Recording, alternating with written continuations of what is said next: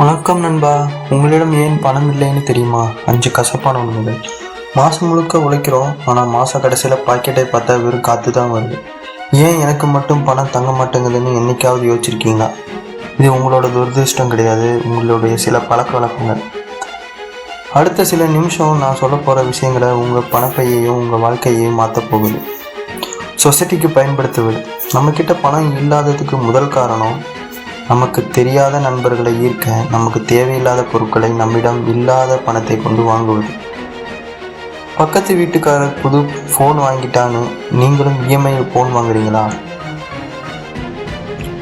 கல்யாண விசேஷத்தில் மற்றவங்க என்ன நினைப்பாங்கன்னு கடன் வாங்கி செலவு பண்ணுறீங்களா? மற்றவர்களுக்காக வாழ்வதை நிறுத்திவிட்டு உங்களுக்காக வாழ தொடங்குங்கள். வருமானத்திற்கு முன் செலவு. நிறைய பேர் சம்பளம் வரத்துக்கு முன்னாடியே ஒரு லிஸ்ட்டு போட்டு வச்சிருப்பாங்க. ஒரு மனுஷன் வருமானம் உயர அவனது செலவுகளும் தானாகவே உயரும். நேற்று 20,000 சம்பாதிக்கும் போது இருந்த அதே பண கஷ்டம் இன்னைக்கு 50,000 சம்பாதிக்கும் போது இருக்குதுன்னா பிரச்சனை சம்பளத்தில் இல்லை, உங்கள் செலவு பண்ணுற முறையில் தான் இருக்குது.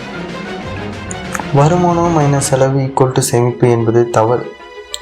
வருமானம் மைனஸ் சேமிப்பு ஈக்குவல் டு செலவு என்பது தான் சரி. நிதி அறிவு இல்லாமல்.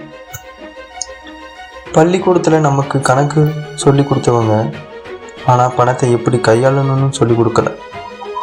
சொத்து எது சுமை எதுன்னு நமக்கு தெரியறது இல்லை. சொத்து உங்கள் பாக்கெட்டுக்கு பணத்தை கொண்டு வருவது. உதாரணம், வாடகை வரும் வீடு, தங்கம், பங்குகள். சுமை உங்கள் பாக்கெட்டில் இருந்து பணத்தை வெளியே எடுப்பது. உதாரணத்துக்கு ஆடம்பர கார், தேவையில்லாத சந்தாக்கள். தீர்வு பணத்தை பற்றி படிங்க, முதலீடு செய்ய கற்றுக்கொள்ளுங்க.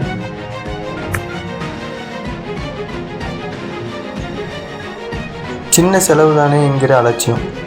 ஒரு நாளைக்கு 50 ரூபாய் செலவு பண்ணுறது உங்களுக்கு சின்னதாக தெரியலாம், ஆனால் ஒரு மாதத்துக்கு அது 1500 ரூபாய். 30 வருஷத்துக்கு அது முறையாக முதலீடு செஞ்சால் அது பல லட்சங்களாக மாறும். தேவையில்லாத ஆன்லைன் ஷாப்பிங்கள், அடிக்கடி வெளியே சாப்பிடுவது, பயன்படுத்தாத ஆப்ஸ், சந்தாக்கள், இதெல்லாம் உங்கள் பணப்பையில் இருந்து சின்ன சின்ன ஓட்டைகள். ஒரு மாதம் நீங்கள் செய்கிற செலவை ஒவ்வொரு ரூபாயும் டைரியில் எழுதி வைங்க. உங்களுக்கு அதிர்ச்சியாக இருக்கும். ஒரே ஒரு வருமானம். உலக பணக்காரர் வாரன் பஃபெட் சொல்கிறது போல், உங்களுக்கு தூங்கும்போது பணம் வரதுக்கான வழியை நீங்கள் கண்டுபிடிக்கலைன்னா சாகுற வரைக்கும் நீங்கள் உழைச்சிக்கிட்டே தான் இருக்கணும். ஒரே ஒரு வேலையை மட்டும் நம்பியிருப்பது ஆபத்தானது. ஒரு சைடு பிஸ்னஸ் அல்லது முதலீடுகள் மூலம் ஒரு கூடுதல் வருமானத்தை உருவாக்கலாம்.